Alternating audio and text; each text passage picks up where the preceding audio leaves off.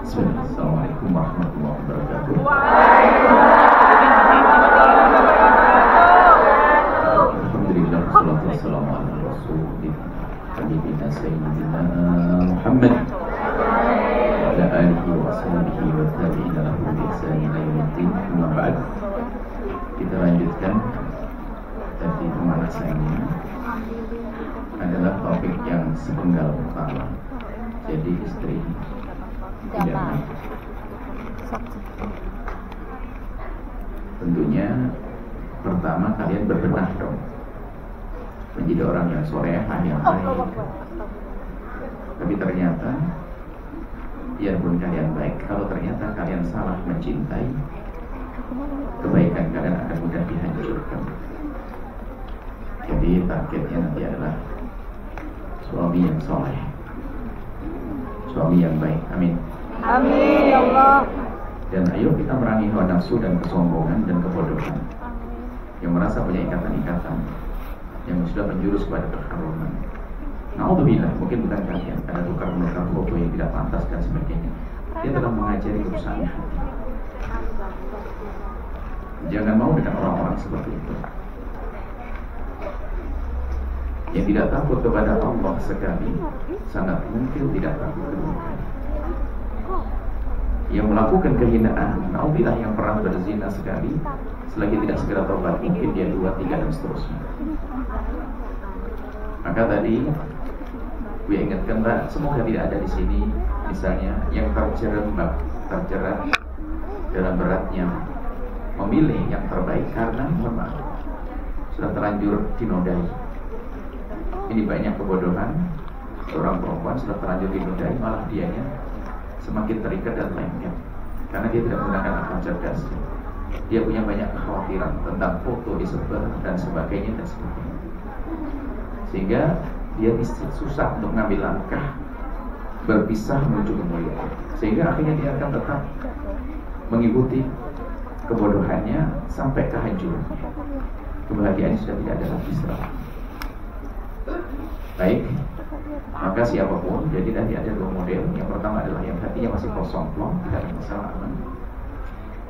Sudah terlanjur terikat, ayo. Pasti kalau dia mau orang baik dan mungkin sudah terlanjur baik yang sesungguhnya, baik dengan akalmu yang menilai, bukan urusan kamu terlanjur cinta.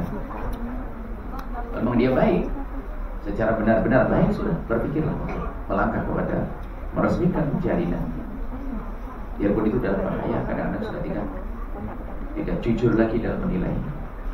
Dan alangkah banyaknya orang semacam itu terlanjur cinta sudah tidak bisa melihat mana yang baik. Sampai ditanya, ya nak, kenapa kok kamu mau dengan dia? Apa sih kelebihannya? Dia geleng kepala.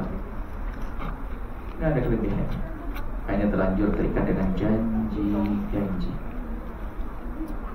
Kemudian yang terakhir tadi, yang terlanjur mohon maaf, jalinan lebih jauh lebih dalam lagi. Ingat Allah Maha Pengampun, yang punya pengalaman kotor dengan laki-laki. Allah Maha Pengampun, selagi dia menyesal betul dan berjanji dan menghilangkan segala sesuatu yang ada hubungannya dengan permasalahan itu, kenangan apapun, hadiah apapun, buang nomor telepon segala macam, Allah Maha Kasih, dan Allah akan tutup aib semuanya. Allah akan ganti kehidupannya lebih bagus lagi. Tapi kalau dia masih mengintip-ngintip yang haram, Allah tidak akan tutup, karena Allah sitir, Allah Maha menutup aib, Allah Ghafur, menghapus dosa. Maka menghadaplah kepada Allah, tinggal berperanlah sebagai wanita solehah yang tidak pernah kenal kehinaan itu. Laki-laki masih banyak, jutaan manusia. Kenapa aku harus dengan dia yang telah kurang ajar, telah menodaiku, mengafariku? Kok bodoh banget aku menuruti? Ini ilmu. Ini ilmu yang sering dilupakan. Ini langkah. Lalu setelah itu menjadi seorang ibu, seorang istri yang idaman. Ya, kamu solehah, kamu berbenah, kamu menjadi baik. Kemudian bertemu dengan orang yang mengerti tentang kebaikanmu, sehingga ada penghargaan dalam rumah tangga.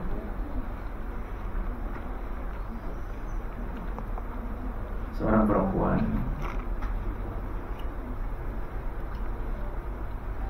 menangis dan dia terang positif karena HIV.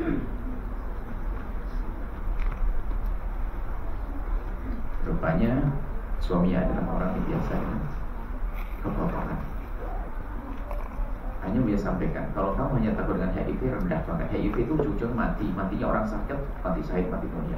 tapi tidak takut zina itu yang mereka. Jadi ada kekotoran. Kalian perempuan jangan sampai ada kotor masuk ke wilayah syahwat, kebodohan, gilaan. Hari ini menjadi orang cerdas semuanya, amin. Bahkan herannya Buya itu kadang-kadang seorang perempuan sudah umur puncak umur 60, umur 40, umur 60, 57. Ya istilah reuni. Sudah lama bersemi kembali. Sudah sampai nenek-nenek, sampai cucunya ditinggal. Nangis cucunya melihat perilaku ibu nenek. Kok bisa seperti ini? Jadi kalian harus waspada. Jangan mudah komunikasikan laki-laki, karena laki-laki dengan perempuan siapapun dia itu ada strongnya, negatif dan positif. Apalagi ya ingatkan lagi yang labelnya label atas nama agama. Itu serem lagi. Seorang wali, jubahnya gede, PA-nya jam 11 malam, panjang lagi. Kalau ada orang hebat nggak akan mau begitu, langsung ngomong aku mau nikah dengan aku. Tapi ternyata main-main hanya dinikmati sesaat saja. Dan korbannya adalah perempuan. Sepanjang Buya menempatkan diri Buya di tempat orang bertanya, belum pernah Buya menemukan seorang laki-laki menangis, mohon maaf Buya, saya telanjur menghamili orang. Yang banyak adalah perempuan menangis. Tersenyumlah kalian selamanya dengan kebahagiaan, dengan suami yang soleh. Amin. Ayo. Ini sudah hatinya terlanjur terbawa dengan si dia. Angkat tangan.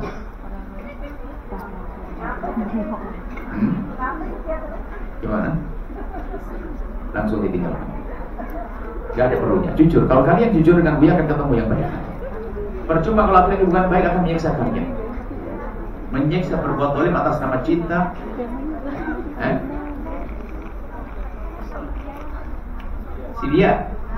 Si dia yang punya ikatan hati dengan si dia.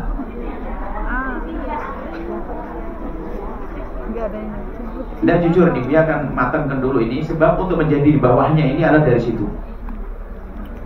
Untuk menjadi panutan itu dari situ. Bagaimana seorang anak bisa menjadi baik lihat ibunya ditempeleng sama suami bapaknya? Bagaimana menjadi anak yang baik menjadi ibunya pun ternyata dolimi sama bapaknya? Gak bisa. Biarpun katanya ibunya soleha, baik, bener, tahajudan ini, tapi bapaknya suka nempelengi. Dia dendam sama ayahnya, jadi anak yang durhaka sama ayah. Nah ini betul. Jangan main-main. Maka justru ini terpenting adalah memilih pasangan. Dan ini ternyata perlu diasah kecerdasan ini. Sebab banyak kita temukan, subhanallah, ada seorang itu biar ditawarkan lebih bagus lagi, dia tidak bisa. Hanya dia, bahkan ngomong kalau tidak dengan dia lebih tidak menikah lagi. Bodoh. Orang hebat tidak begitu. Wanita hebat tidak begitu. Wanita hebat tidak ridho Allah. Pilihannya manusia sejahtera, enak banget. Nggak diterima sama dia. Orang pede. Orang Jawa Barat kan. Pisang goreng orang pede. Sampai benci pada ibunya. Lalu berkata ibu pura-pura. Itu berangkat di sana menjadi seorang istri. Mana mungkin dia akan menjadi suri teladan yang baik bagi anaknya. Sama seorang suami juga begitu. Suami yang baik kadang-kadang pulang ke rumah bawa tas kecil aja berarti di kantor baca. Pamer capek. Laki-laki cerdas capeknya tinggal di halaman rumah. Masuk dengan segar. Kalau belum sampai konveksi dulu, rambut dibasahin, nyawangi, sikat gigi. Masuk ke rumah dalam senyum dengan sapaan. Cari di mana istri saya, apa di mana? Istri yang pintar sembunyi di balik pintu. Katanya suaminya mobil nggak dicari.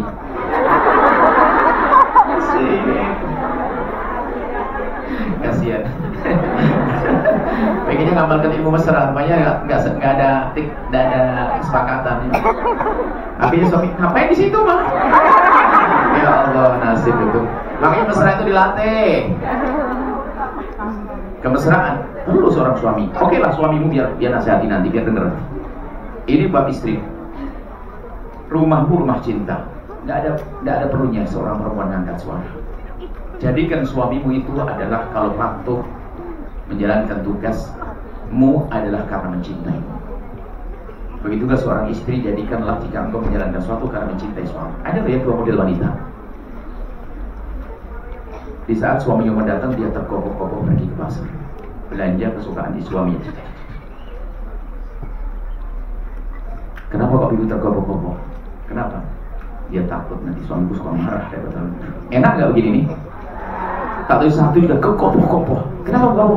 Suaminya udah datang. Ya Allah, beda. Padahal sama-sama jalannya kencang lancar, cuma beda rasa. Yang satu karena takut dengan suami, yang satu karena cinta dengan suami. Sama seorang suami pun juga kalau disuruh sama istrinya, ada daripada cemberut ya istri, daripada cemberut mending ya pergi. Tapi kalau sayang apalagi, apalagi saya cukup oke. Sampai di tempat itu di kota saya nih, apalagi ini ada Allah. Itu hanya perlu kita hadirkan. Bagian rumah kita rumah indah. Ini dilatih, nggak bisa serta-merta. Perempuan dikit-dikit marah sama suami, suami marah sama istri. Atau hidup apa ini? Memang ada marah, tapi tolong jangan dibalas. Suamimu manusia, ada hawa nafsunya. Tiba-tiba mengangkat suara dan sebagainya. Jangan diikuti. Apakah coba yakin rumus? Apakah bisa diterima rumus ini? Kalau suami marah, istri ikut marah langsung diam suami? Tidak. Mata bapak panas.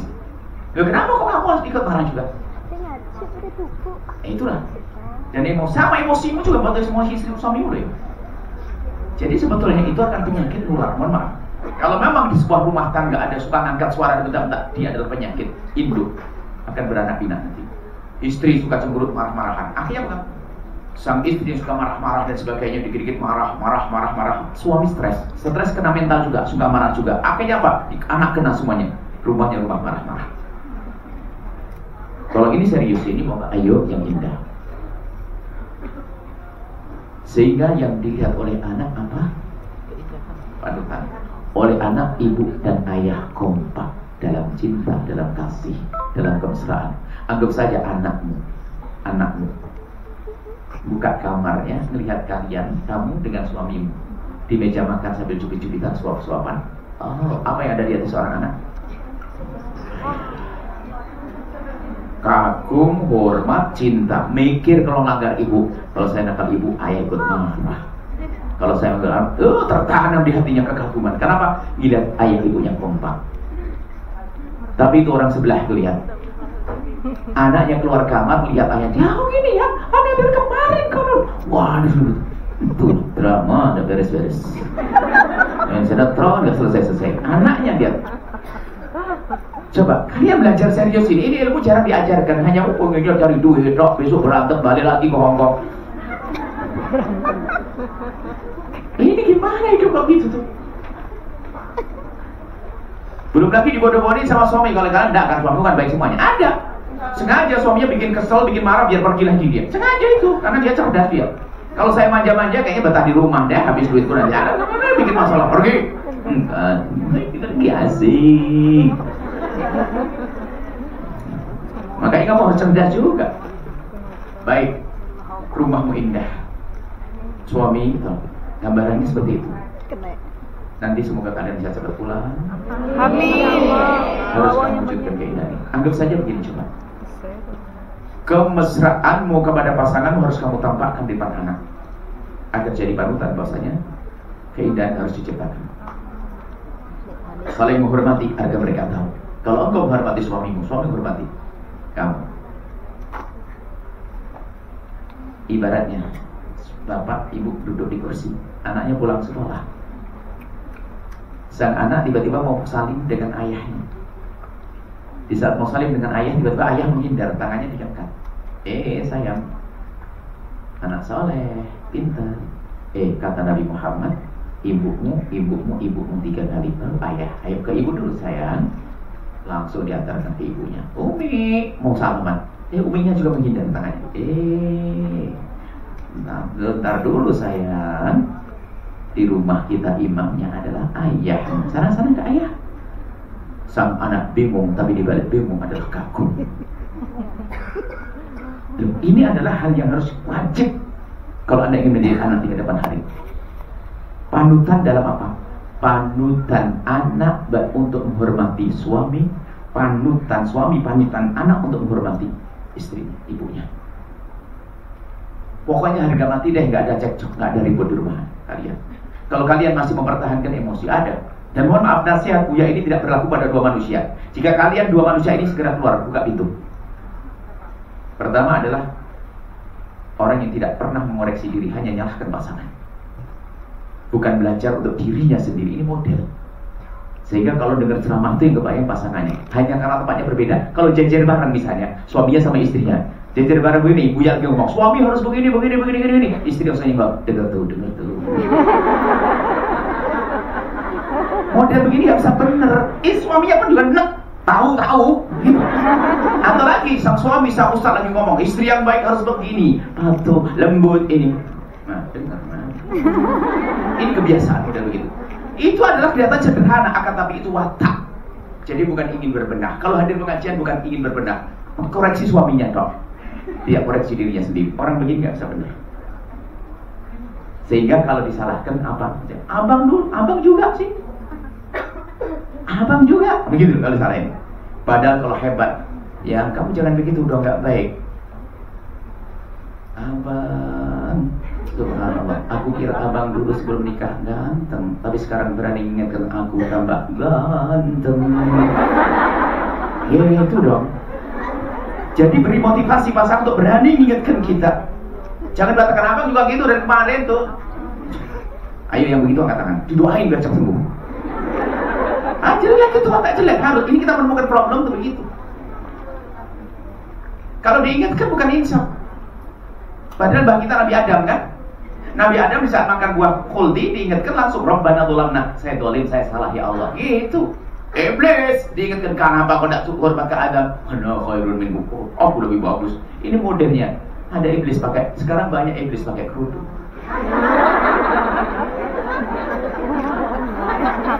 Diingatkan suami bukan insaf. Sama suami juga begitu. Kalau seandainya suami ini, makanya punya gerakan ini. Suami tolonglah. Kalau masalah kadang istri bikin marah dan sebagainya, itu memang istri dunia. Nanti kalau sama-sama masuk surga, di surga nggak ada. Dia punya hawa nafsu, punya permasalahan. Di saat pasangan punya permasalahan, jadilah kau penyejuknya. Harus berkorban untuk itu. Suami punya permasalahan. Akan tapi bukan berarti kita menambah masalah di atas masalah yang sedang dihadapinya. Jadi ya, makanya kalau lagi marah, istri marah. Sudah. Marah tak dulu. Masuk ke kamar, tidur. Assalamualaikum sayang, masih ada enggak cemberutnya nih? Kalau sudah enggak ada, abang mau keluar dari kamar sih. Kalau masih ada, abang mau tidur. Ayang, kabar 17. Betul. Ini adalah resep begitu sederhana sekali. Kalau kalian misalnya dimarah sama suamimu, ya sudahlah, jangan dilawan, pergi aja. Assalamualaikum sayang, kangen. Ubar deh saya. Istriku tidak bisa dimarahin, kapok saya marahin. Saya marahin malah bilang I love you, pusing, tapi tidak usah marah. Ini, yang satunya lagi, cocok, aku marahin dia takut marah. Jadi loh, ini hakikat. Harus kalian coba di rumah kalian. Hawa nafsu naudzubillah. Tiba-tiba kalau perempuan modelnya beda lagi. Kalau kita sikap, kalau diingatkan sama suami itu cemberut, sampai suami itu kan daripada cemberut mending tidak usah diingatkan, biarin deh. Kalian tidak pernah jadi laki-laki selama ini. Cemberutnya seorang perempuan bukan pisau. Serba bingung yang ngapain. Dan yang jelas adalah kurang cantik. Itu tidak disadari bro. Sudah capek dandan dan sebagainya, dirusak dengan bodoh sekali dia. Habis bersolek, habis banyak duit katanya. Yang cantik saja kalau cemberut jadi kurang cantik. Apalagi ya sebenarnya cantik, ada perempuan cantik. Tidak maksud Buya itu kalau di rumah harus begitu. Sampai mohon maaf, ini budaya ya. Kalau ada marah jangan kita marah. Kalau marah tentu ada. Baginda Nabi juga pernah ada dengan berselisih dengan istri beliau Siti Aisyah. Dan di Al-Quran ada manajemen ribut banyak. Cara ribut suami istri kalau ribut itu kayak apa sih? Coba kalau kalian perhatikan ribut, ada ribut suami istri berselisih namanya manusia. Istrimu bukan malaikat, suamimu bukan malaikat kan? Dan kamu sendiri bukan malaikat. Sampai terus ya betul. Itu hunna ngasih nasihat. Oke, abang jangan gitu dong bang. Kan bisa wajar ya. Itu pun dengan cara yang lembut. Istri nasihati suami, suami ganti istri. Itu nasihat itu biasa. Cuman kadang ada orang kalau dinasihati itu subhanallah, ya itu tadi. Dinasihati suami 1 kalimat balas 10 kalimat. Atau sebaliknya istri ngingetin suami langsung. Termasuk berdoa nafsu itu kalau dinasihati lagi main handphone. Setiap main handphone bilang, ini penting, pasti jawabannya. Kalau dinasihati sama dia, ma jangan handphone terus, ini penting, ngomong, ditaruh aja kan gampang. Makanya sabar, itu kan beres kan. Nah kalau langsung, ini penting, ini aduh. Begitu kan kalian? Iyalah, kadang-kadang. Tidak punya suami kamu? Yang punya suami itu loh. Main handphone diingatkan, ini penting sama suaminya begitu. Ini sebentar dari. Kenapa sih kalau diingatkan kok langsung marhaban? Diingatkan sama suami ayah, tadi ada anak, yuk jangan main handphone. Oke sih. Lalu. Termasuk ini membiasakan seperti itu indah. Itu hunna nasihati. Kalau nasihat nggak bisa, terakhir di dalam Al-Quran apa? Bagaimana? Manajemen ribut itu. Terakhir dalam Al-Quran itu menjuruhunna fil madhaji. Diam, ngediamin pasangan di ranjang. Ngediamin itu adalah cara jitu. Kenapa? Kalau diam supaya tidak saling caci, tidak tidak bongkar tidak ini terus diam. Tapi ngediaman pun adalah bukan di meja makan, fil madhaji tempat tidur. Jadi kalau di meja makan masih kayak ada masalah, ngomong suami, bang makan banyak, yo ini ada pasti tidak ada apa-apa. Sehingga anak tidak tahu kalau bapak ibunya lagi bermasalah. Coba ini kan manajemen indah. Sebab kalau ditunjukkan ke anak benci nanti. Gambarnya begini loh, kalau ayah nyaci ibu, gara-gara memang ibunya nggak bener, sang anak mendengar omongan ayah benci ke ibu, berarti tidak akan bisa bekti ke ibu, berarti daftar ke neraka. Atau ayahnya jahat dari dulu menjelek-jelekan ibu, padahal ibu nggak bahat, nggak jelek, maka diam-diam anak marah sama ayah dan benci pada nggak ada baiknya dua-duanya. Caci maki nggak berlaku, pastikan caci maki tidak berlaku. Kalau ada di rumah caci maki, dia ada iblis. Kalau dia suami yang pakai caci maki, iblis pakai kopiah. Kalau ternyata kalian, berarti iblis pakai kerudung. Nggak berlaku dan harus biar iblis begini, biar nggak ada iblis di sini. Sampailah di dalam rumah tangga, kalau terjadi percekcokan, juruhunna fil madhaji. Diam tapi di luar biasa seperti nggak ada apa. Anak nggak tahu. Kalau Umi sama Abinya itu lagi bermasalah, tinggal masuk kamar, kunci, diam sudah. Ingat ranjang, suami tidur nggak ada ke sini, istri tidur ada ke sebelah sini. Diam nggak pakai ngomong. Coba jujur, kira-kira bisa bertahan berapa menit? Mungkin setengah jam sudah. Ayo, sudah nggak kuat. Gak apa-apa melempar bantal. Awam sih. Subhanallah. Kita amati rupanya sudah pendidikannya. Cuma kalau sudah mulut kotor nyaci, dia tersinggung nyaci terus.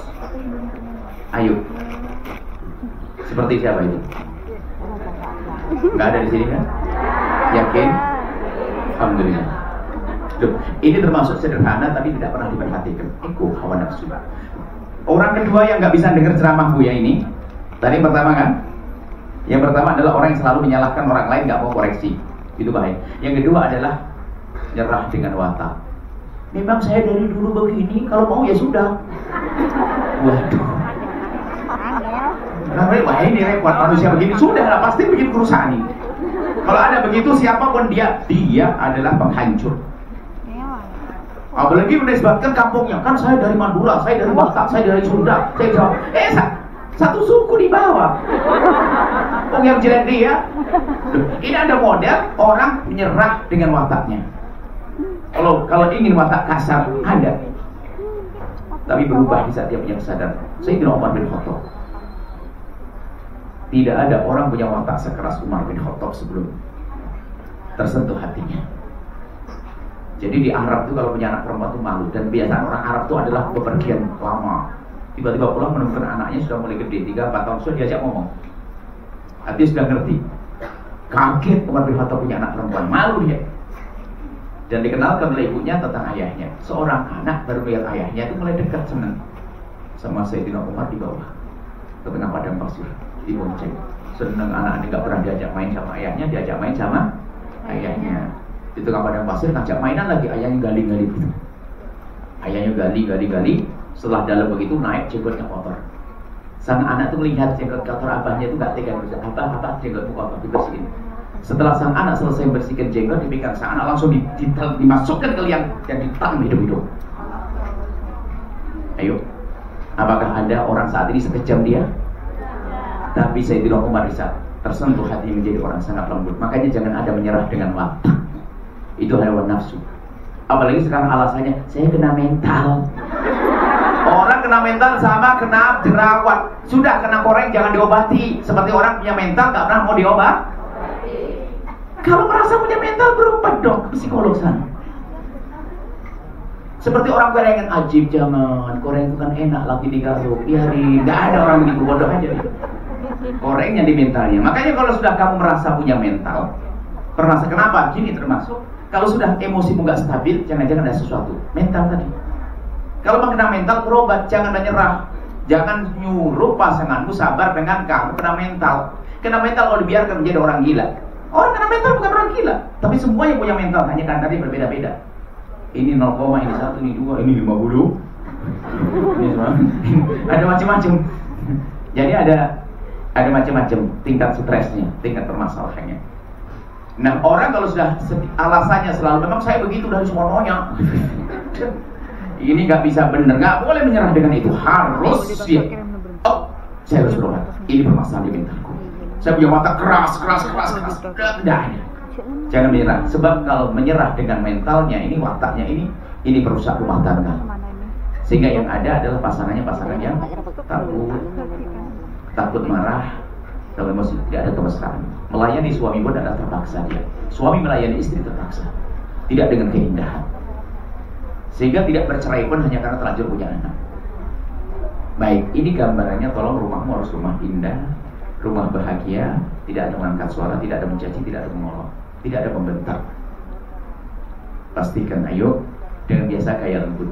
Baru nanti dilanjutkan, misalnya ada kesalahan dan sebagainya, wajar. Tapi ayo kita mengingatkan dengan lembut, khususnya ayo mulai turun ke anak. Di antaranya kalian harus mulai mendidik anak dengan benar, karena ini ada hubungannya dengan hasil. Kalau kalian lembut, di sini akan lembut. Kalau di sini tidak lembut, berarti karena tidak lembut sebelumnya. Apa itu? Mohon maaf, biasanya ibu-ibu ini, ya bapak-bapak juga, karena nggak ada bapak-bapak saja sih. Kalau ngajari anaknya itu kadang nggak sabar. Kenapa kamu coba? Kon saya matamu kemana ini loh? Kita tidak apa-apa tadi. Ayo gitu kan? Iya. Itu mematahkan mental sang anak, ibu soleha. Memang ibu tuh punya ambisi tinggi, pengen anak cepat pintar, tapi dikit-dikit marah. Dan itu masuk mohon gaya ini nggak boleh ada di rumah Anda. Ini biasanya permasalahannya ada permasalahan sebelumnya. Kenapa kok gayanya kayak begitu? Pengen selesaikan masalah dengan cepat, padahal semuanya tidak bisa seperti itu. Misalnya nyuruh nyapu anaknya, setelah nyapu bersih, tinggal pojok kotor. Biasanya siapa yang nyapu tadi? Saya Umi. Kalau nyapu yang benar, kalau udah bersih Bang Di nggak usah nyapu sekalian.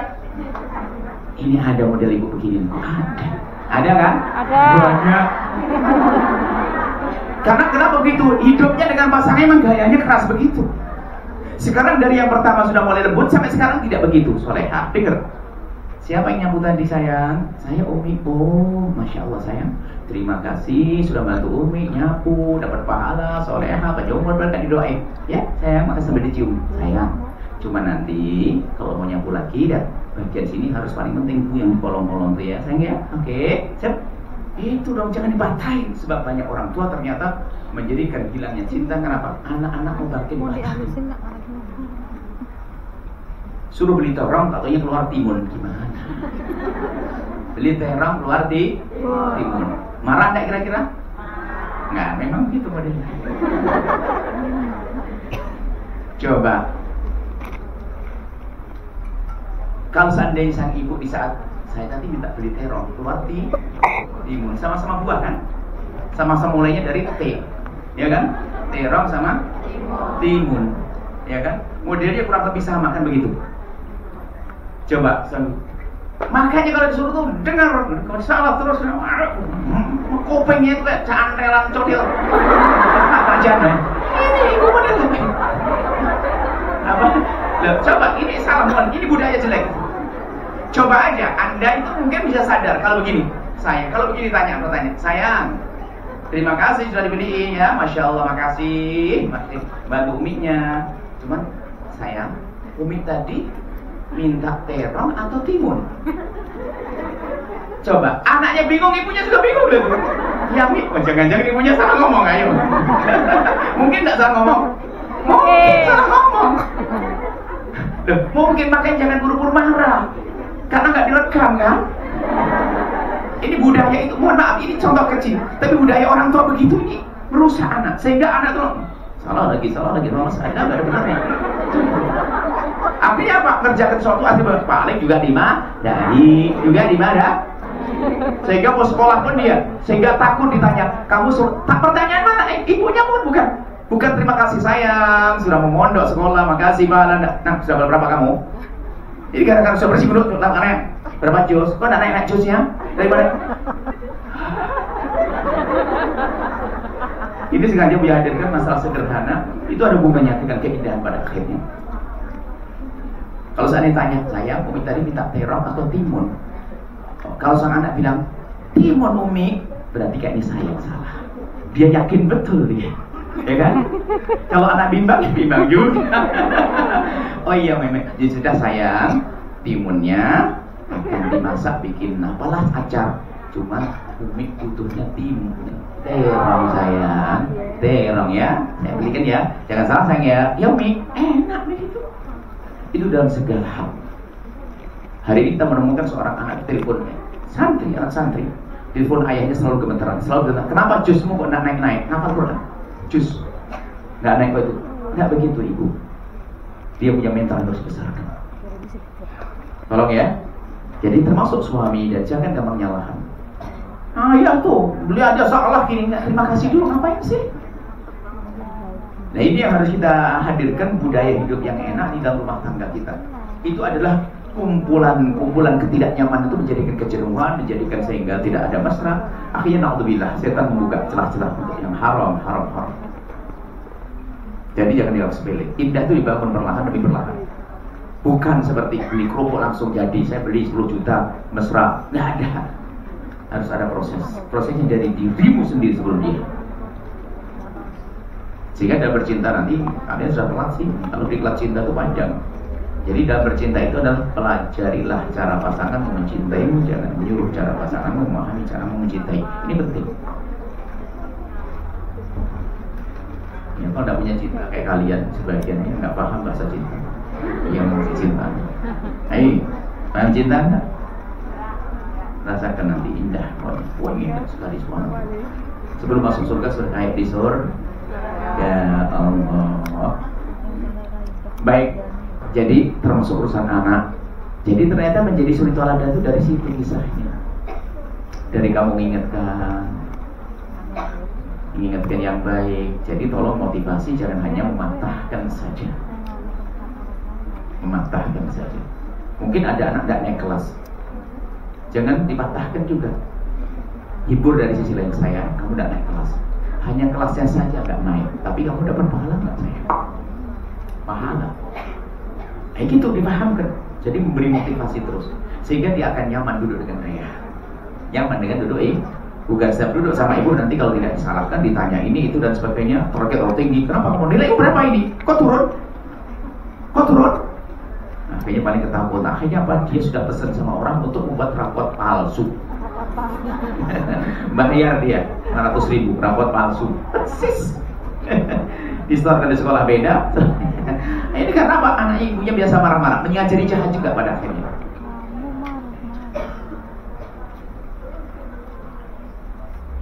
Kemudian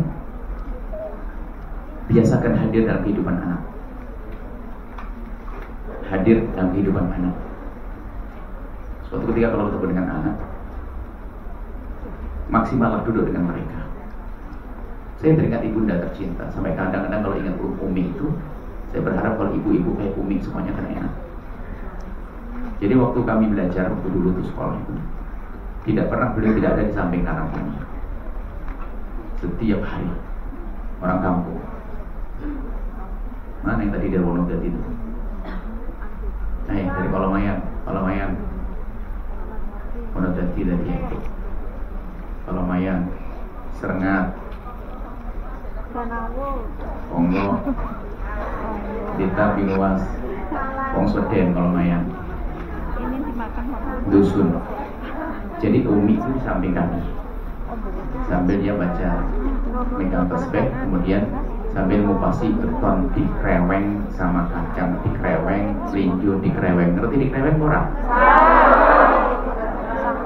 Itu kadang-kadang kalau dibakar kan hangus semuanya, dikoseng. Kalau bahasa Jawa Baratnya di sangrai, bahaya banget, kayak Cino itu. Orang Korea aja sangrai. Ya, ibunda kami seperti itu. Subhanallah. Coba kalian bayangkan saja, biarpun sebelum terwujud. Jika kalian budayakan bisa anak kalian belajar, kalian motivasi di sampingnya, sambil sesaat-saat megang pundaknya, sayang, Allah, dahsyat. Tapi ibu hari ini subhanallah, memang betul dia mengarahkan anak. Sayang belajar ya, pinter ya. Ibunya main YouTube di sampingnya. Ibu gombal mau jadi teladan, panutan. Ini lagi kenyataan. Anak pengen kedumel. Belajar, ibunya nonton, belajar. Termasuk, mohon maaf sorry, handphone di rumah terus ada aturannya. Ini juga membangun kemesraan, kebersamaan. Kalau sudah di rumah kalau bisa dihindari handphone. Harus kalau perlu seorang ibu mulai minta izin kalau telepon ayahnya. Saya, Umi yang telepon ayah. Itu batasi keliaran diri kita sendiri. Kita manusia punya syahwat, punya kekotoran hati, kotoran mental. Nah, bayangkan anaknya kumpul semuanya, ayahnya ngadep sana, ibunya ngadep sana, handphone masing-masing. Mana keindahan terwujud? Kalau dalam urusan handphone ini kami teringat dengan seorang bukan muslim Amerika. Itu pun 88 tahun, 10 tahun yang lalu. Dia melihat catatan kecil seorang ibu Amerika yang cerdas. Ibu Amerika yang cerdas. Beliau mengingatkan bahwasanya muslim jangan meremehkan urusan handphone. Itu bahaya besar sekali, luar biasa. Maka jika engkau ingin memberikan handphone kepada anakmu, hendaknya harus ada komitmen. Sebab seorang anak itu dengan perjanjian di awal lebih mudah untuk kita diingatkan. Kalau sudah terlanjur melanggar, diingatkan sakit hati dia. Kalau dari awal dia tahu itu yang dia sendiri yang menginsyafi. Sampai beliau itu orang Amerika itu buat 10 catatan. Kalau engkau akan berikan handphone kepada anakmu, paling tidak punya catatan. Satu, handphone bukan handphonemu sayang, tapi handphonenya mama.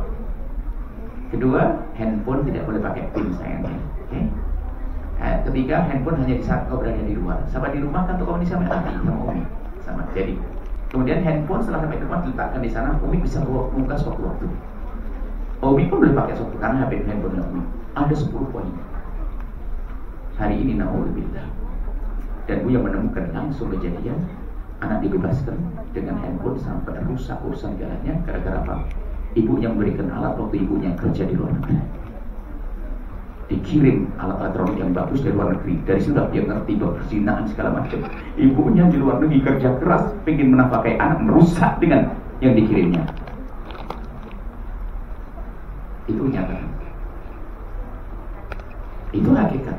Dan Buya menemukan kejadian semacam itu. Itu di saat ibunya tidak ada di rumah lebih bahaya lagi. Saat ibunya di rumah saja sudah tidak baik. Ada rambu-rambu sehingga bukan dia nempel. Ada seorang ibu anak nempel handphone, kalau tidak nempel dia itu bukan dia lagi. Kemana-mana handphone. Handphone. Nempel di sini ya. Di jilbabnya. Kalau di foto ketahuan dia. Ada enggak? Ayo. Masya Allah. Radiasi kanker. Kanker dunia mati selesai. Tapi kalau sudah kanker mental, kanker akhirat, naudzubillah. Nah ini termasuk anak-anak budayakan hadir. Jadi hadir itu maknanya di saat bersama anak, keluarga itu maksimal dengan mereka. Yang punya kerjaan seorang laki-laki tinggalkan laptop semuanya. Saya menghadap. Kalau anak Anda pengen ngomong, sambut dia. Biarpun umur 2-3 tahun, dengar sih. Ada sebagian orang tua, sudah nanti aja saya, ke ayah saja saya ada.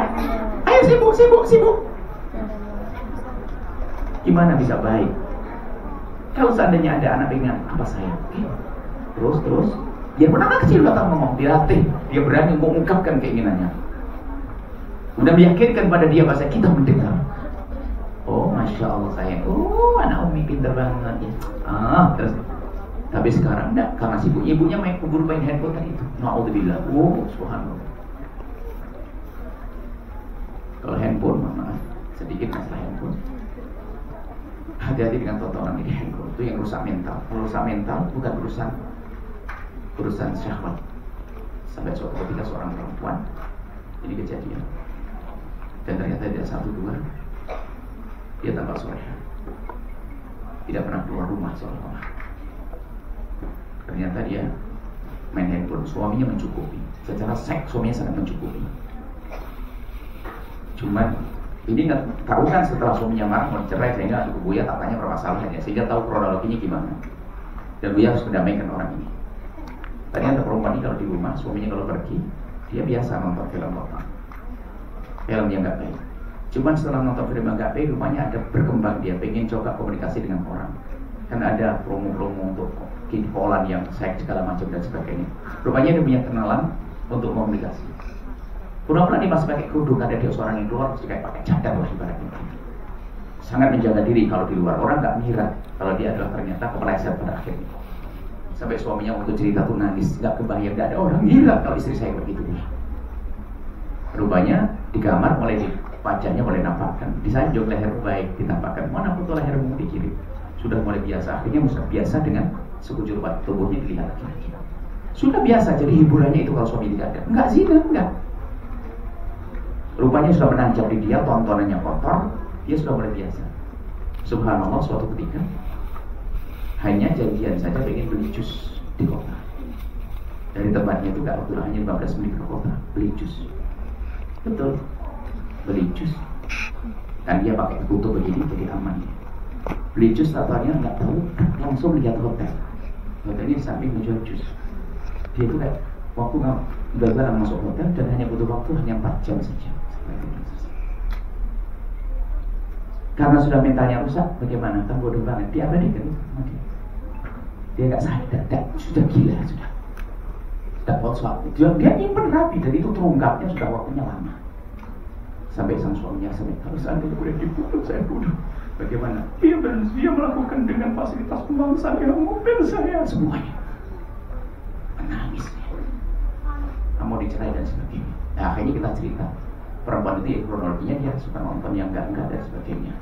Sampai dia perempuan mau, saya habis minum jus yang punya di bios. Bukan di bios, kalau sudah latihan buka aurat mau dari kemana? Itulah mohon maaf, ini bahayanya teman-teman.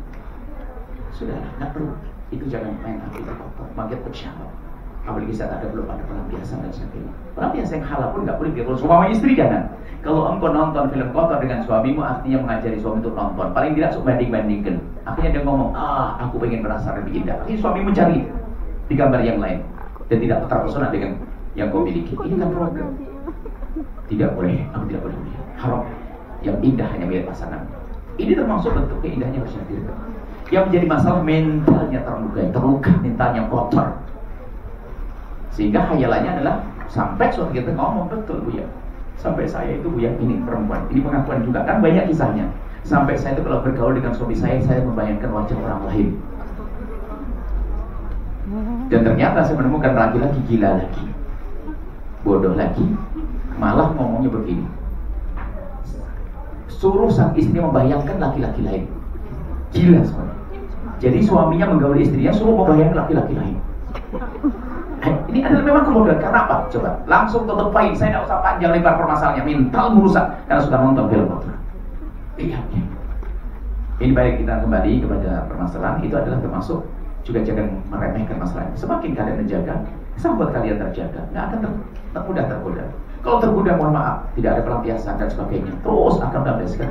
Aku mencari kesenangan sendiri dengan nonton. Itu biasaan jelek pada akhirnya Biarpun ada suaminya, seorang perempuan tetap lebih senang dengan cara cari kesenangan diri, karena mungkin dengan suami lebih susah dan sebagainya. Ini kejadian. Baik, kita lanjutkan. Jadi hadir ya, handphone dan sebagainya tolong diwaspadai. Insya Allah kalian pulang semuanya, amin. Bekalnya cukup, duitnya cukup, ditunggu suami yang baik, anak-anak yang baik. Tapi tolong jaga suamimu, jaga anakmu dengan yang Buya sampaikan. Duduk penting. Tanyakan pohon rindang di belakang rumahmu, pernahkah dia mendengar bisikan cintamu ke suamimu? Gak usah pakai ke hotel, gak usah rekreasi ke jauh, ndak. Gelar tikar di belakang rumah sudah indah. Tak ajari dong, dia lebih senang begitu dari malam-malam. Saya kalau udah kebun ada pohon rindang, bawahnya bersih, saya bingung. Tolong siapin teh. Apalagi ternyata ada terang bulan, masya Allah. Sampai anak-anak Buya itu sudah ngerti berpuisi di bawah terang bulan, di bawah terang bulan, di terang bulan. Sebab kalau Buya kok terang bulan asik, minum teh di bawahnya, Allah haji. Anak yang kecil bercerita, ini bercerita indah. Baik, kemudian yang terakhir adalah tolong ya,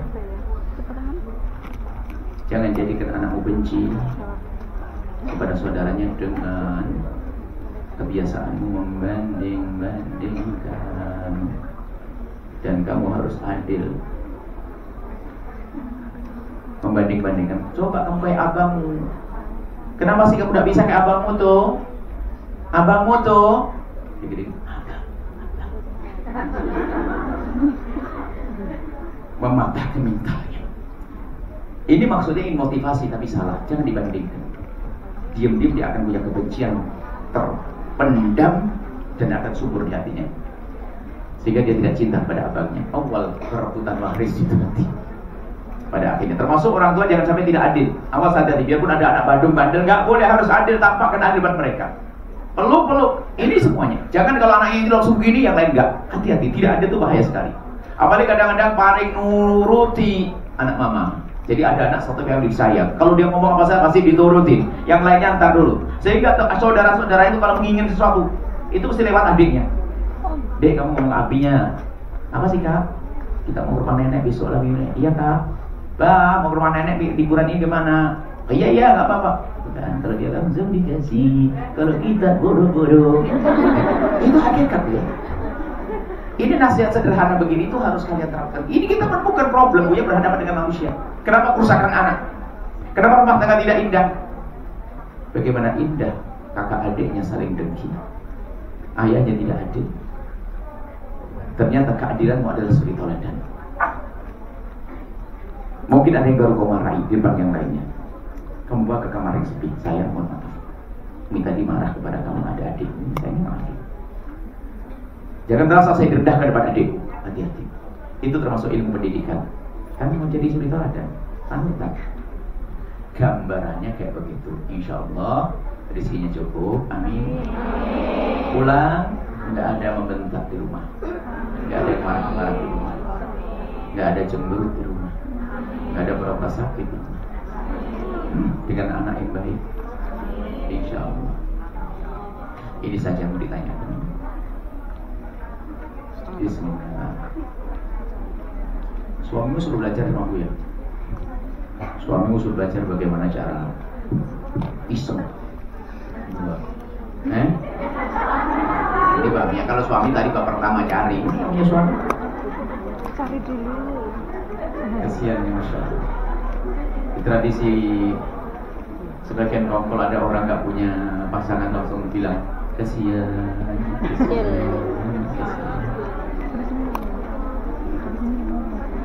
Oh iya, ada lagi masalah perjodohan ya. Untuk memudahkan langkah kalian menuju pernikahan. Kadang ada orang menemukan sudah 36, 34 susah mencari pasangan karena apa? Dia akan menikah dengan ambisi, bukan sesuai dengan hajat dan kemuliaan yang dia cari. Dia punya target yang gak jelas atau terlanjur jatuh cinta yang salah aja. Ada umur 39 tahun, dia sukses, duitnya banyak, kaya raya, tapi nggak bener, nggak bisa nikah. Bukan nggak ada yang mau, dan bukan tidak ada yang mau dengan dia. Akan tapi dia salah ambisinya. Makanya kalau sudah umur 40 menikah, ini kadang-kadang harus duduk dengan punya dipecah kepalanya dulu, otaknya maksudnya. Apa sih menjadikan terhambat itu? Ada trauma macam-macam, ada ini, ada cita-cita suami begini, aku takut Rasulnya. Harus beresin semuanya. Sehingga ternyata apa? Ya Allah, gampang banget cari pasangan, mudah banget cari suami. Itulah ya halal nomor satu. Semakin orang rindu halal dan takut pada haram, akan mempercepat menuju sampai tujuan pasangan berkali-kali lipat. Tapi yang sudah mulai mencoba-coba yang haram tertunda untuk sampai kepada yang halal. Kenapa? Dia sudah menikmati yang haram. Tapi semakin dia menjauhi yang haram, begitu mudah cari yang halal. Akhirnya gampang, oh halal, ya cukup. Jadi ketutup dengan hal-hal yang pusat syahwat. Halal, aku halal. Selesai. Ada yang tanyakan? Baik, alhamdulillah rabbil alamin. Jazakumullah ahsanal jaza kepada guru kita yang telah memberikan ilmunya, nasihatnya. Tadi dari mulai silsilah bagaimana memilih pasangan yang terbaik untuk dijadikan suami kita, kemudian sampai membina rumah tangga, kemudian cara mendidik anak kita. Ya, tadi sudah Buya sampaikan semua resepnya, tipsnya, tinggal kita harus siap untuk mengamalkannya. Kuncinya tadi kata Buya, semuanya itu bisa kita amalkan kecuali asalkan kita tidak termasuk dua model manusia tadi. Ya, satu apa? Ya, orang yang tidak pernah mengoreksi dirinya, alias tidak bisa diingatkan. Orang yang begini nggak bisa mengamalkan resep, tips, obat, ilmu dari Buya tadi. Sama yang kedua apa? Menyerah dengan wataknya. Nah, maka ini juga nggak akan bisa mengamalkan ilmu yang istimewa yang tadi sudah Buya berikan kepada kita. Maka kita semoga terhindar dari dua model manusia tadi. Amin. Ya. Sehingga kita bisa mengamalkan ilmu tadi dengan sebaik-baiknya, sehingga terwujudlah rumah tangga yang bahagia dunia dan akhirat. Amin ya rabbal alamin. Baik. Selanjutnya kita akan buka sesi pertanyaan. Saya akan berikan kesempatan pertama di termin yang pertama untuk 3 orang dulu ya. Dari ya nanti semoga bagian semua ya. Sini satu, yang belakang aja ya, ada yang berubah. Yang biru ya 1. Sini tengah nih 2. Ini 1 ya. 1, 2, 3. Silakan dikasih mic-nya. Mana?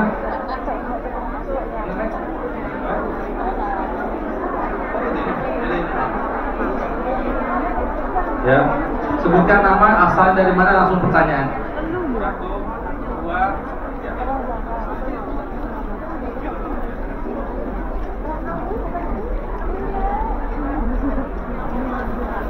Assalamualaikum warahmatullahi wabarakatuh.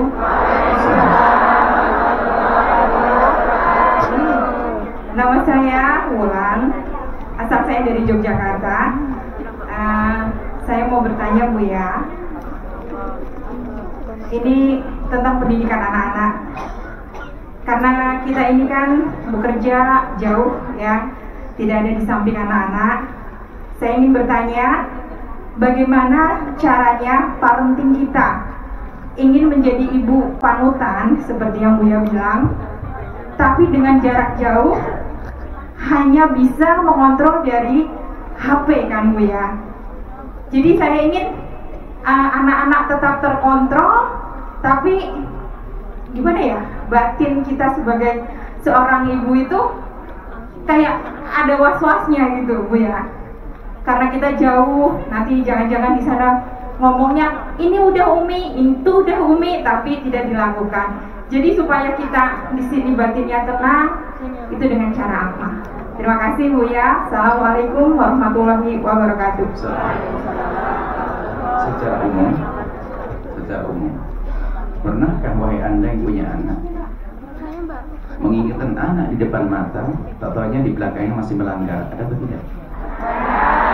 Dan Anda hidup bersama mereka, masih kumpul. Bagaimana di saat kita jauh dari mereka? Jadi sangat mungkin tidak sesuai dengan omongannya, sangat mungkin. Makanya tempat yang paling tepat hari ini bukan saja untuk kalian yang jauh dari anak, termasuk yang anaknya di rumah hari ini, zamannya zaman pesantren. Ini jujur ya sampaikan. Problem anak di luar hari ini adalah urusan handphone, urusan pergaulan yang tidak bisa dibatasi, bermacam-macam orang, rusak segala macam. Ini adalah ternyata permasalahannya akan dipangkas di saat anak kita boleh masuk pondok. Nggak usah dilarang main handphone, tidak usah dilarang bergaul yang salah karena di pondok. Dan tentunya pondok sini pondok yang mendidik dong dengan akhlak. Maka dari itu juga Al-Bahjah ini sampai hari ini kita membuat program, ada 60 pesantren mulai dari Jawa Timur, SMP, SMA-nya semuanya kita buat program-program itu, memberi kesempatan seluas-luasnya bagi orang-orang. Dan ternyata pondok hari ini bukan seperti zaman dulu. Biasanya minat pondok kan orang-orang yang katanya wah enggak ini, ternyata mereka termasuk ya orang-orang yang secara ekonomi sukses dan sebagainya, pengen anaknya sukses tapi juga anaknya selamat akidahnya, selamat akhlaknya. Jadi sekarang berebut di pondok. Jadi ini adalah pondok. Kalau hanya sekedar pantauan dengan telepon 24 jam, berapa menit Anda telepon dengan mereka setiap hari? Kemudian kalau jujur, berapa jam dipakai telepon kepada selain Anda kira-kira? Jadi tetap justru itu yang membahayakan, justru yang kita berikan yang alasannya untuk telepon dengan kita tanpa kita sadari apapun bentuknya ada solusi tetap. Hari ini zaman pesantren. Yang kita buat pesantren pun bermacam-macam. Ada pesantren ini, ada pesantren, ada orang kita buat pesantren mahal. Masuknya tidak tahu berapa puluh ya sampai mahal sekali. Per bulannya aja berapa juta itu. Ada aja orang mau. Jadi hari ini pesantren tumbuhan. Maka jangan sampai khususnya kalian yang lagi jauh dari anak, jadikan anak Anda. Makanya nanti waktu telepon, jatah telepon yang maksimal. Nah ini dekatnya. Terima kasih, doain Umi dan seterusnya. Masya Allah. Dan sudah banyak kalau tidak salah anak-anak kami, ibundanya ada di Hong Kong, ada di Korea banyak. Mana anaknya di Al-Bahjah di sini?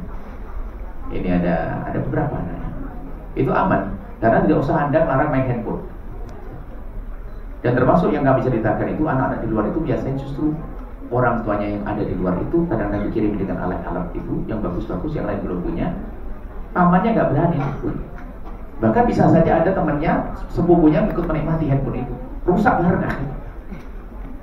Baik, ini urusan pondok. Ini ada solusi. Ada yang berkata pondok itu mahal, betul? Baik, betul. Anda ngitungnya gimana? Ayo hitung-hitungan coba. Kalau ada pondok, tidak tahu pondok kita ada yang paling sejuta berapa? 500 deh ada kan? Yang kelas sejuta 500 pondok Al-Bahjah itu ada sejuta 500 dan pernah oke. Coba bandingkan. Kalau Anda bisa ngitung duit, kalau tidak ngitung duit Anda bakal dibohongi sama orang. Anak Anda yang sekolah di SMP gratis, betul kan? Gratis, nggak pakai bayar SMP. Lalu minta motor, berapa harga motor? Coba tanya dulu. Apalagi ngerti anaknya berangkat sekolah di luar negeri, anaknya ibunya berjuang di luar negeri, nggak beli motor, ngamuk. Motor 3 juta, ya kan? Beli motor harga 3, motor bekas. Berapa motor? 10 juta ya? 10 juta, oke. 10 juta. Pakai air sungai, harus pakai bensin. Berapa bensin? 2.500 per liter. Saya tidak pernah beli bensin saya. Oke, 12. Itu ini kalau Anda mengatakan mahal, pikir nih. Kemudian sudah ngerti handphone, pakai wifi tetangga ngamuk terus, harus pakai full. Sudah punya handphone ngerti, susah cari makan, langsung GoFood. Belanja online. Macam-macam. Kemudian uang sakunya Anda kasih berapa? 5.000? Enggak kira berangkat. Cuma Anda hitung berapa itu semuanya. Anda berapa itu? Kok ini kayaknya pinter banget, tapi kok tidak bisa hitung duit ini bisa. Masuk SLB. Yang bilang pondok mahal, Anda tidak bisa hitung. Sementara di pondok Al-Bahjah ini sebagai contoh, anak dibatasi, jajannya dibatasi. Yang punya anak, jajannya dibatasi, tidak boleh lebih dari 10.000. Tidak boleh lebih dari 10.000 sehari. Karena Pak upayakan makannya kenyang. Kue yang dijual pun pokoknya bagaimana cukuplah. Tidak enggak jualan di pondok atau cari duit. Tapi untuk mencukupi kebutuhan pondok. Jadi kalau bisa ya barangnya nggak mahal-mahal tapi sehat, rutinnya selesai. Anda hitung 10.000 kali 30 kan 300 saja. Ditambah 1.500.000 itu sudah masuk dalam sampul atau dia tidak ingat. Yang ini yang paling murah deh, jangan bilang di Jakarta yang mahal banget. Ini apa yang sederhana deh. Anak bisa bahasa Inggris saja. Coba. Yang di rumah tadi motornya bisa motor bisa buat uang gedung. Ya kan? Kemudian bensin itu adalah 10.000. Itu adalah 2 hari sekali. Anda saya berarti nggak sehari kan 500 ya? 5.000. 5.000 kali 30 berarti 5 kali 3 150.000 bensinnya. Kemudian handphonenya, pulsanya. Kemudian uang sakunya. Habis kan? Anda akan bilang kepahalan ini keterlaluan sekali. Uang sakunya saja 10.000 ya? Minimal 10.000. Masya Allah. Jadi pondok ini adalah hari ini Anda. Cuman kalau memondokkan anak jangan dipaksa, tapi rindukan hati mereka. Dan caranya adalah pondokkan hatinya dulu. Hari ini Anda sudah mulai pondokkan hatinya. Termasuk mungkin anak sudah terlanjur kuliah di Jogja, di Malang, Semarang dan sebagainya. Pondokkan hatinya. Bagaimana pondokkan hatinya? Anda kirimi duit. Berapa Anda kasih duit setiap bulan? 1 juta plus 100.000. Katakan 100.000-nya saya, Umi tambah 100.000. Untuk apa Umi? Kau kirim ke pondok itu. Ini nomor rekening saya. Kenapa Umi? Biar kamu dapat berkah saya. Biar kamu dapat kemuliaannya pondok saya. Biarpun kamu tidak mondok, tapi uangmu, hatimu mondok sayangnya. Oke, kirimi terus sama Uminya. Diam-diam jatuh cinta ke pondok itu. Setiap lewat pondok dulu nggak pernah lihat jadi ingat. Oh ini ya pondok yang selalu aku transfer, aku kirim. Pondok kan hati. Jadi hari ini hari pondok. Jadi kata beliau tadi kita tidak bisa menjawab. Ada penjawab kecuali harus seperti itu. Kecuali Anda pulang duduk dengan dia seperti ibu saya, namun di sampingnya, tidak usah main handphone. Tuh, ini serius. Kalau tidak hari ini mengerikan. Kelihatannya anak di rumah masuk kamar dikunci, ibunya nggak bisa ngapa-ngapain, tidak tahu ngapain di dalam kamar. Ayo. Apalagi ibunya banyak duit karena kerja di Hongkong 7 tahun. Jadi rumahnya kamarnya masing-masing ada kuncinya, sehingga anak kalau masuk kamar sudah nggak keluar lagi main handphone, tidak tahu nonton apa di sana. Itu adalah kamar dari ibunya, handphone dari ibunya, maksiat gara-gara ibunya. Ibunya capek-capek di Hongkong cari duit, pulang hanya daftar ke neraka. Ayo, insya Allah Anda di surga semuanya. Jadi buat kami Al-Bahjah bermacam. Ada mungkin dari nanti bahkan sekarang ada SMP terbaru hari ini yang di Dumai, bangunan gedung Mega. Ini banyak ada diskon besar-besaran. Di Dumai itu ada Sumatera, dekat Pekanbaru. Ada bangunan gede, tempat yang enak. Buya pun senang di sana. Penuh luas sekali. Ada Dumai, Al-Bahjah Dumai. Ada di Jawa Timur, Jawa Barat, Batam. Ada insya Allah. Jadi yang punya anak, rindukan anak Anda. Setelah itu Anda tenang bekerja. Gak usah mikir anakku lagi ngapain, anakku lagi ngapain, gak ada kepikiran. Ini perlu kami sampaikan untuk itu. Semoga punya banyak anak, ahli surga semuanya baik-baik. Punya anak takut, punya anak banyak, soleh. Berapa? 16. Ya, mau anak 16? Perempuan itu saya gampang, perempuan gampang disayang maksudnya. Ngomong 16 punya anak nggak mau, baru 1 menit langsung mau. Coba punya anak 1 bandel kurang ajar atau 16 pinter baik semuanya ahli surga. Baru semenit. Ya perempuan salehah, jangan digolim oleh suamimu. Orang baik-baik begini masa suami kurang ajar nggak?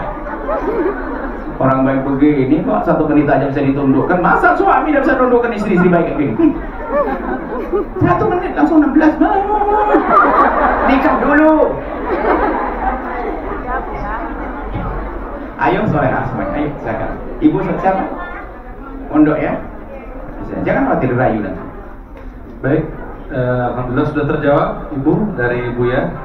Solusi terbaiknya adalah mondok putranya. Insya Allah semoga dimudahkan pondoknya ya. Di antaranya Al-Bahjah juga membuka program tersebut. Tentunya pondok yang betul-betul ada akhlak, pendidikan akhlak, kerapian, ada rambu-rambu, ada undang-undang.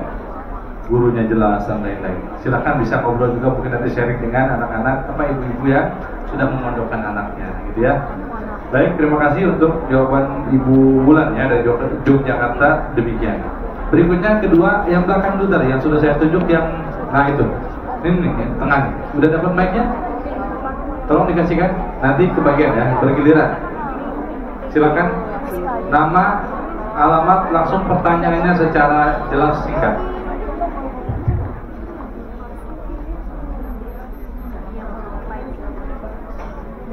Assalamualaikum warahmatullahi wabarakatuh. Waalaikumsalam. Perkenalkan, nama saya Oktaviani dari Banjarnegara, Jawa Tengah. Izin bertanya, Buya, ada seseorang perempuan yang kekeh sekali meminta nikah dengan laki-laki yang kurang baik.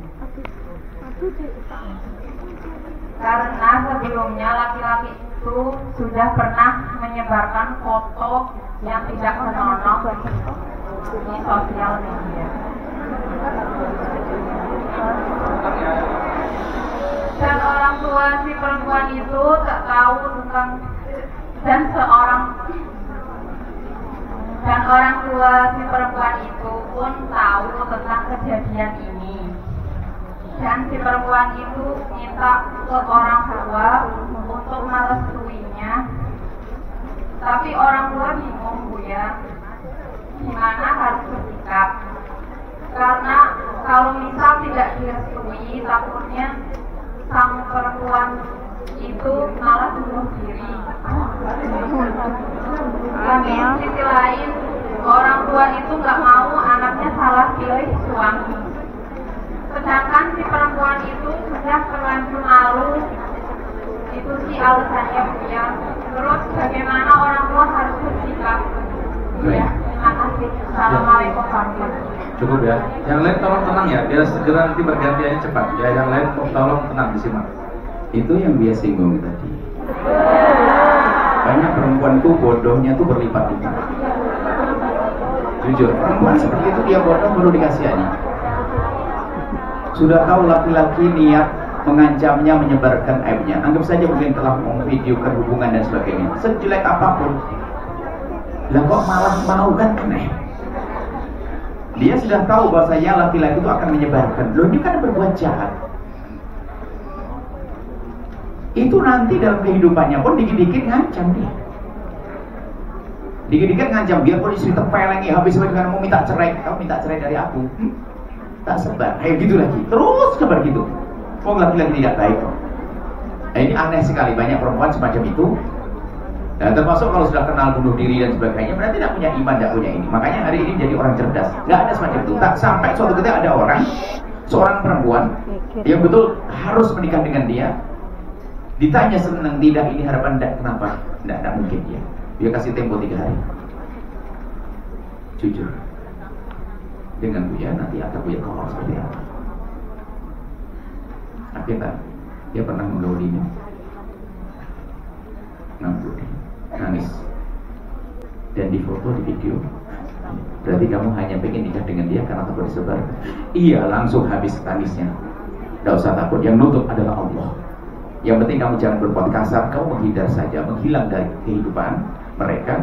Akhirnya tinggal sebuah tempat, di sebuah pondok yang Buya arahkan dan Buya pantau, tinggal pondok, hilang sendiri. Karena bukan sering kelihatan depan mukanya, kelihatan kan terpacu lagi laki-lakinya.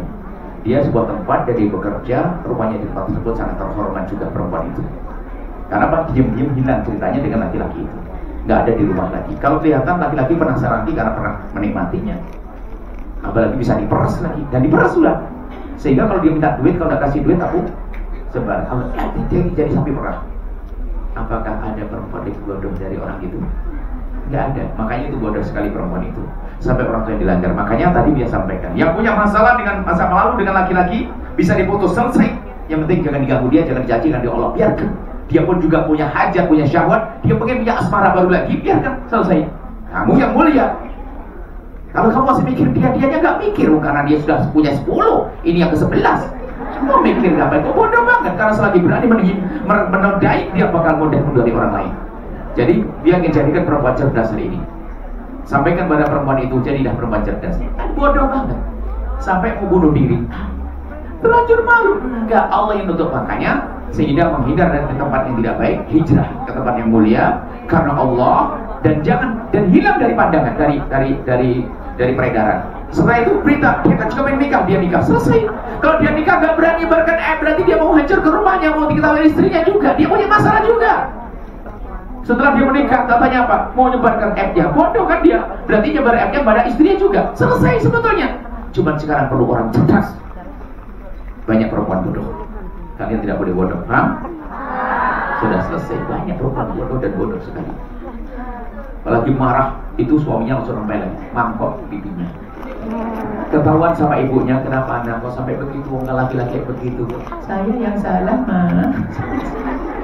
Saya yang salah. Ditempelin kau yang salah. Mohon maaf ya, solehah semuanya, hati-hati ya. Dia gak keras begini karena dia sayang kalian. Jangan mau dibodoh-bodohi. Kadang-kadang laki-laki dengan kejahatannya lihat sengaja kalau hubungan langsung ditutup. Dia punya niat jahat, akan saya peras juga. Dan ini sudah banyak puluhan.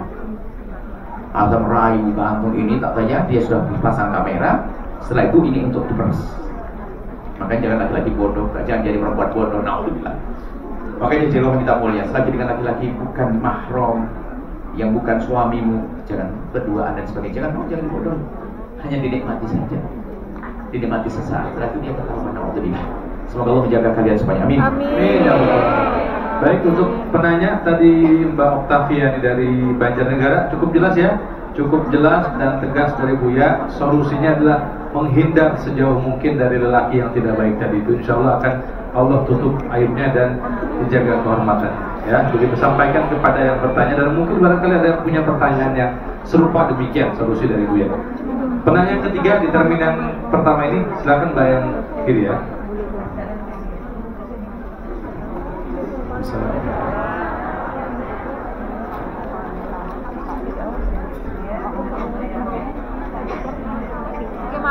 Dari mana? Malang. Yang lain tolong tenang ya, yang lain tenang.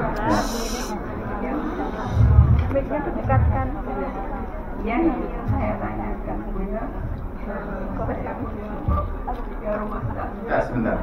Jika ada permasalahan app pribadi, saya kasih nomor telepon nanti. Semuanya. Kalau app pribadi tidak boleh. Kecuali bukan app. Kalau masalah app suami, app istri, app diri adalah nanti akan ngobrol dengan Buya. Kalau tidak bisa langsung, Buya kasih telepon, nanti akan Buya selesaikan. Oke. Kalau sifatnya umum boleh silakan. Pribadi atau umum? Kalau suami kalau dengar marah nggak kira-kira?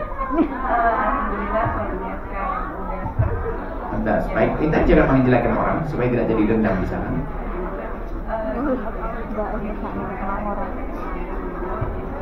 Ini sudah mengupas. Nanti aja. Saya bagaimana saya supaya dia itu tidak sedang. Baik, bagus. Cukup. Baik, paham Bu ya? Jadilah ibu semacam itu. Dia berpisah dengan suami. Kalaupun suami sangat tidak baik, atau seorang suami istri sangat tidak baik, jangan ajari anakmu membenci ayahnya. Karena kalau membenci ayahnya berarti telah menghalangi untuk berbakti. Kalau memang sudah terlanjur tahu anaknya tentang ayahnya, sering diajak duduk, sayang, apa yang kau tahu dengan ayah? Ini stop, nggak boleh. Ayahmu adalah ayahmu sampai kapanpun. Pendidikanmu dengan Umi, kamu memang tidak dengan ayah. Untuk sementara, Umi tidak rela kalau kamu dengan ayahmu. Kenapa? Kamu kan sudah tahu, tapi Umi ingin kamu sekarang sukses. Setelah sukses kau selamatkan ayahmu. Umi dengan ayah nggak bisa bertemu lagi, tapi kau dengan ayahmu tidak akan berpisah. Sayang ya, baru ibu hebat. Sekarang ada ibu, masya Allah, berusaha marah. Kamu nggak tahu dari perut. Dari perut kau tidak diperhatikan kau. Kau pernah ditendang, kasih kamu di perut. Anaknya diajari benci. Masya Allah, tidak bagus. Anda seorang wanita wanita baik. Ajari cinta. Untuk bertemu, untuk berhidup dengan beliau mungkin tidak, karena mungkin masalah akhlak. Tapi mengajari cinta tetap. Apalagi anak sudah terlanjur tahu. Kalau memberitahu Anda sangat jelek. Kalau Anda memberitahu kejelekan mantan, oh ini membahayakan. Kalau ibaratnya sang anak tahu dari orang lain, Anda tafsiri. Umi dengan abinya nggak cocok gitu saja. Nah, ibu baik kok sayang. Cuman Umi kalau ketemu abi tidak lagi, ya. Tapi kamu dengan abimu tidak akan terputus sampai kapanpun. Sayang ya, sukses, selamat dengan abimu. Oke? Dipeluk selesai. Besarkan hati. Baik, terima kasih kepada Bu atas jawabannya. Cukup terjawab ya pertanyaan dari Mbak dari Malang ya. Baik. Semoga putranya semakin soleh insya Allah. Kita berlanjut ke pertanyaan tulisan ya Ibu ya. Nanti setelah ini kita kasih biar semuanya dapat. Ya, pertanyaan tertulis yang lebih dulu masuk adalah Assalamualaikum Bu ya. Izin bertanya. Jika menikah dengan non muslim hukumnya apa? Dan ketika dia mau mu'alaf, apa hukum pernikahannya? Demikian. Mohon disimak ya, yang penanya tolong yang solehah. Makanya dari awal menikah itu harus dengan memilih. Tentunya di saat kalian memilih itu ada standar-standarnya, ada kriteria-kriteria, ada catatan-catatan penting tentang seorang suami. Tentunya harapannya adalah keabadian, cinta abadi. Kalau memang murni hatinya bersih, susah, mohon maaf. Ini gambarannya. Jika seorang pasangan, terserah laki atau perempuan, di dalam Islam zina hukumnya apa? Haram kan? Bagaimana seandainya ada seorang perempuan menikah dengan laki atau laki-laki menikah dengan seorang perempuan yang menganggap zina itu ya, yang penting suka sama suka. Coba kira-kira sebagai seorang laki-laki itu was-was enggak? Bagi dia nggak ada hukuman di akhirat, nggak punya iman kan? Ya kalau suami nggak tahu saja kan gitu ya. Sama seorang perempuan kalau menikah dengan seorang laki-laki yang tidak punya keyakinan bahwasanya zina adalah haram, sementara syahwat akan datang setiap saat. Ya kalau dengan istrinya, kalau tidak, tentu dia akan melepaskan dengan cara yang ia mau, karena tidak ada ragu-ragu. Yang penting jangan ketahuan istri. Ini dari sini aja sudah ada kecerdasan. Tapi kalau suamimu orang punya iman, oh tidak, dimanapun berada nggak mungkin melakukan zina, karena haram itu. Dari sini sudah dirugikan seorang perempuan. Kalau agamanya itu adalah pasangannya tidak ngerti tentang ini semuanya, berarti yang dicari masih bukan Allah, mungkin karena dia punya uang atau terlanjur jatuh cinta tadi yang menjadi terjerumus. Dan dia adalah terjerumus, terperosok dia. Harapannya apa dibanding ini semuanya? Menikmati indahnya tahajud bersama, nggak mungkin. Kemudian kalau masuk Islam bagaimana? Anggap saja ini. Kalau masuk Islam, segera masuk Islam. Sudah yang sudah terlanjur, pernikahannya tidak sah tetap. Seorang wanita yang menikah dengan laki-laki non muslim, pernikahannya tidak dianggap sah. Dan apa yang dilakukan adalah dianggap sebagai zina. Memang tidak sah, jadi tidak zina. Cuman Allah Maha Pengampun, tinggal tobat, selesai. Segera tobat, kembali pada Allah, selesai. Kemudian kalau suaminya tiba-tiba mau masuk Islam, cepat masuk Islam, angkat baru lagi, dan selesai, dan bertobat, menyesali semuanya kejadian. Hanya yang mau melangkah, kasih ragu-ragu, masih banyak pilihan, kenapa harus dengan dia? Jangan-jangan bukan Allah yang mencari. Mungkin dia kaya, mungkin dia punya duit, mungkin dia ini, Masya Allah. Dan lebih dari itu adalah beda ragu-ragu, beda aturan. Makna kehormatan sendiri beda. Itu saja. Ini adalah mungkin dirugikan. Baik, biarnya ini adalah masalah beda agama, maka jika terlanjur, kalau hukum fikihnya sederhana, ya tidak sah. Cuma kita kan tidak mengajar fikih juga, ada adab, ada akhlak, ada pendidikan kaidah rumah tangga. Bahkan kami sampaikan pada orang Nasrani yang datang kepada kami, dia akan menikah dengan seorang muslim. Kebalikannya dia cerita. Oh bukan, dia bukan seorang, dia akan menikah dengan orang agamanya beda. Waktu nyebut Hindu atau Buddha lupa. Dia minta petunjuk, yang kami sampaikan. Anda sebagai seorang Nasrani, sangat tepat kalau Anda menikah dengan sama-sama Nasrani. Kenapa? Bisa ke gereja bersama dan sebagainya. Itu adalah kekompakan ini kan perlu diperbanyak. Sebab-sebab bertemu. Yang Nasrani pun sama nasihat dengan Nasrani, jangan dengan luar agama. Keindahannya, ibadahnya berbeda, ragu-ragunya berbeda. Ini mengatakan boleh, ini tidak boleh, kan repot jadi jadinya. Ya seperti itu. Ya. Tidak sah pernikahannya, akan tapi Allah Maha Pengampun. Kalau memang sudah terjadi, ya segera minta ampun, dan kalau memang ya segera pisah. Harus segera dengan cara yang cantik, yang indah, supaya tidak terjadi permusuhan. Karena mungkin kamu tidak mengerti, hanya Allah Maha Pengampun. tinggal tobat. Adapun yang belum, ya harus berpikir ulang. Sementara tadi dia sebutkan, menuju pernikahan harus berpikir cerdas. Ini adalah seumur hidup, sepanjang masa dunia hingga akhirat nanti. Wallahu a'lam bishawab. Baik, alhamdulillah, terima kasih Buya atas jawabannya. Demikian yang bertanya tadi, seperti itulah jawaban dari Buya. Pertanyaan kedua yang tertulis ya, mohon bersabar dulu. Ya, pertanyaan tertulis kedua. Assalamualaikum Buya, izin bertanya, apakah dekat atau berteman baik dengan, mohon maaf, seorang lesbian berarti mendukung pelaku maksiat? Bagaimana cara menjaga sikap, tidak membenci tapi tetap menghargai, hanya mendoakan, tidak berani menegur, takut merusak persahabatan? Orang lesbi sama dengan orang homo adalah orang yang perlu sayang dan dikasihani, karena dia punya penyakit yang semua orang tidak mau sebenarnya dengan penyakit. Permasalahannya mental. Ibunya pun tidak menghendakinya. Suatu ketika ada seorang perempuan menghadap kepada kami. Secara fisik, mohon maaf, kami menyifati cantik cerita. Secara fisik cantik cerita, pakai kerudung, dan dia berkata, saya tidak pernah pakai kerudung selama ini. Hanya menghadap Buya saja saya pakai kerudung. Saya ingin sembuh. Kenapa? Dia cerita, saya tidak senang lagi. Saya pernah mencoba nikah 3 kali tidak berhasil. Saya di terapi sama Buya. Itu kan. Ini. Maka terus seperti saya gimana dan sebagainya. Akhirnya tetap kita kasih bimbingan petunjuk di tangan oleh seorang terapis, seorang psikolog. Kemudian juga perlahan ya kami ada bercerita, rusaknya seseorang perlahan untuk sembuh juga perlahan. Mohon maaf, kejadian lesbi tidak serta-merta.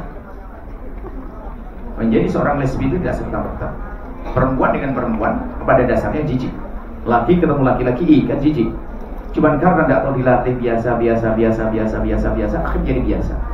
Sehingga menjadi, mohon maaf, kecanduan, urusan dengan syahwat, pelampiasan syahwat, apalagi menganggap itu lebih praktis dan sebagainya, banyak sebab. Kemudian diajari dengan perangkat-perangkat yang lainnya, sehingga lebih menikmati itu, sehingga kecenderungannya menjadi berubah. Jadi rusaknya pun tidak serta-merta. Maka kalau kembalikan juga halus. Pertama, tidak ada cara kecuali takut kepada Allah. Bahasanya itu haram dan dosa. Ya ini kunci semuanya, mohon maaf. Rasa takut pada yang haram itu berlaku, mohon maaf. Apakah setiap saya laki-laki lihat perempuan cantik langsung hubungan? Kan enggak kan? Apa yang menjadikan tidak hubungan? Saya takut dong. Sama, Anda perempuan dengan perempuan, Anda syahwat. Sama, seperti saya dengan perempuan. Kalau alasannya, tapi saya syahwat dengan dia, apakah setiap syahwat langsung dilampiaskan? Nah kan enggak, sebenarnya sama kasusnya. Jadi anak yang lesbi itu bisa ditarik menjadi wanita mulia setelah itu. Jadi pertama takut pada Allah, bahasa itu haram, itu dosa. Buka aurat, cari kerugian, haram dan membahayakan masa depannya. Terus dia kemudian setelah itu mulai mengarah pada pernikahan. Dan di saat mulai pernikahan nanti harus, mungkin ini adalah belajar yang serius ya. Mohon maaf. Ini adalah terapi-terapi yang halus. Mohon maaf. Ada yang ngerti namanya masturbasi dan onanis segala macam. Mohon maaf. Mungkin asalkan dia menyerah saja, asalkan dia mau berobat. Serahkan pada suami, jangan menampakkan dan berobat. Kalau dia digoda sama suami dan sebagainya, mungkin dengan cara mungkin tidak harus sampai masuk dan sebagainya. Akhirnya terbiasa dengan cara penampilan